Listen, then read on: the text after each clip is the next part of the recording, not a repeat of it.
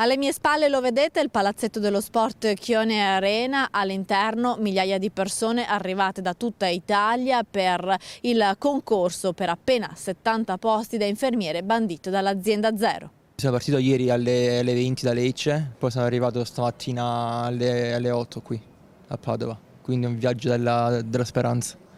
E adesso sei pronto ad affrontare questo concorso? Speriamo che andrà bene, ora vediamo, si spera. Un lungo viaggio di notte, nella valigia i libri e la speranza tanta di conquistare un posto a tempo indeterminato come infermiere in un ospedale del Veneto. Questo ragazzo pugliese non è il solo ad aver attraversato tutta l'Italia per affrontare il maxi concorso per infermiere. Si sono presentati in 2 giorni 6.400 candidati. Il desiderio, quello di entrare nella graduatoria valida 3 anni per un'assunzione nel pubblico. Vengo da Imola, E quante volte hai provato questo tipo di concorso? è il 4º concorso che provo.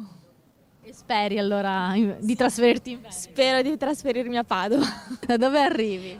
Da Napoli.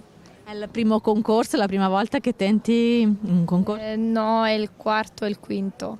C'è tempo anche per un ripasso, si studia fino all'ultimo minuto prima di entrare, un caffè e poi si è pronti per le prove, 2 test a risposta multipla. C'è anche chi arriva per sostenere un familiare. In realtà non sono un'infermiera, quindi è mia sorella. Tu stai aspettando allora? Esatto, sì, lei sta sostenendo adesso il test. Noi arriviamo dalla Sicilia.